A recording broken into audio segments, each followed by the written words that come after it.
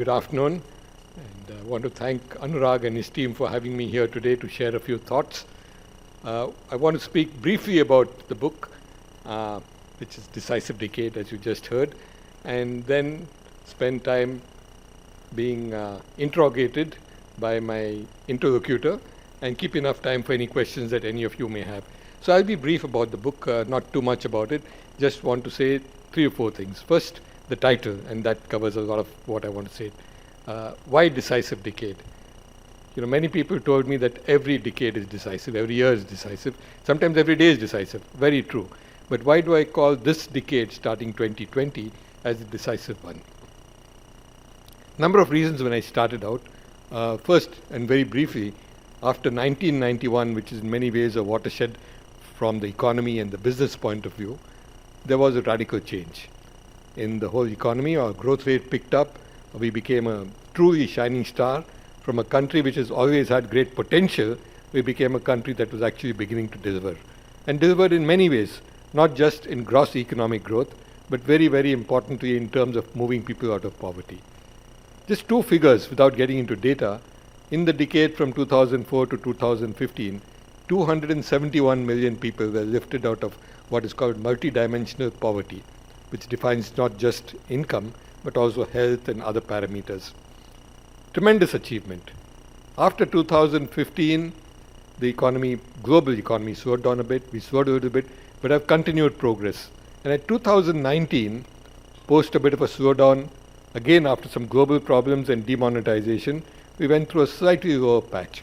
And when I began writing in 2019, there was yet great optimism of a bounce back that would take us back to a high growth path. And then, of course, COVID happened. And that was midway went through when I was writing my book. So it became even more decisive.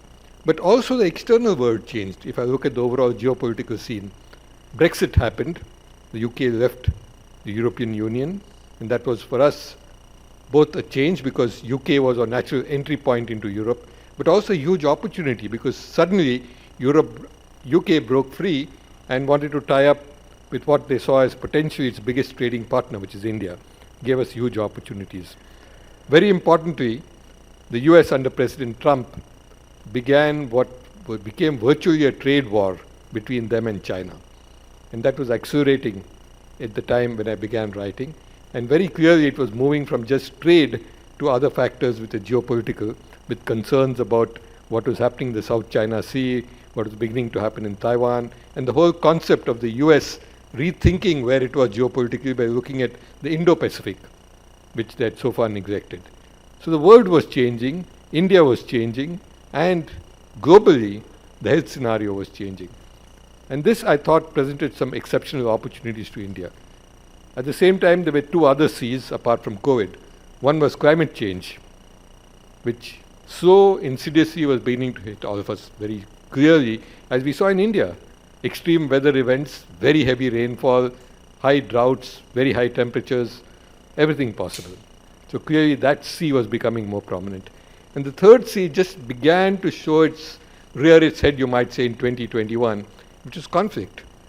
Direct conflict, not the unstated trade war between China and the US, not the problem between UK and Europe, which made UK opt for exiting the EU, not other problems, but a more direct conflict in Europe, in Ukraine. Just beginning 2021, incipient, and then, as we know, picked up great steam last year when it became more direct conflict. So 3 C's, conflict, COVID, climate.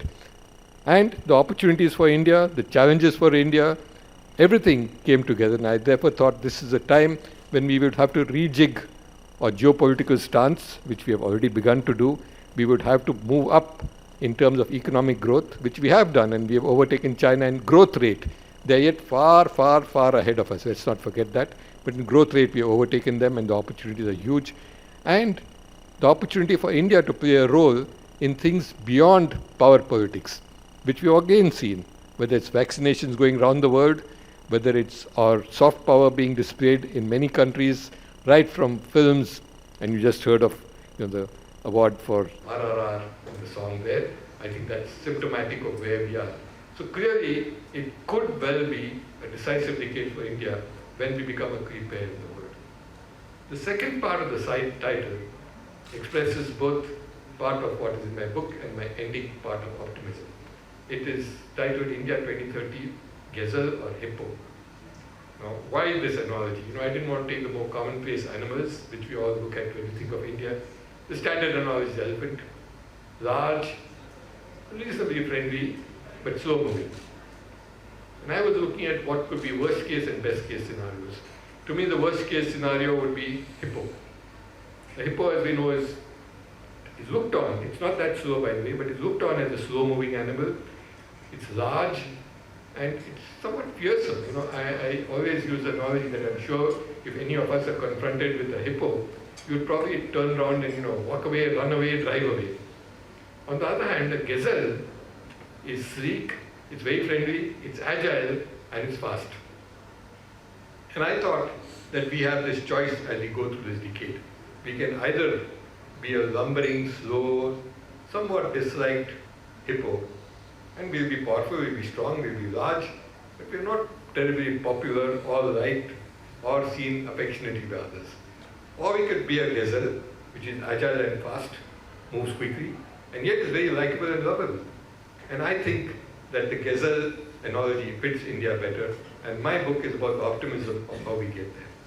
I looked at 9 core areas which I think will shape India, ranging right from technology to politics to health and education to jobs, very important for our country, social change. So that's broad coverage in the book.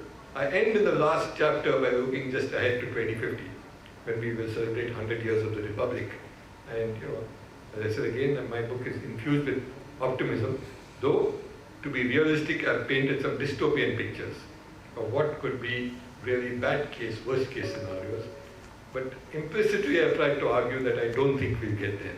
It's things to watch out for, it's challenges, it's concerns, but there are huge opportunities which will enable us to get out of that and to move forward on a positive path.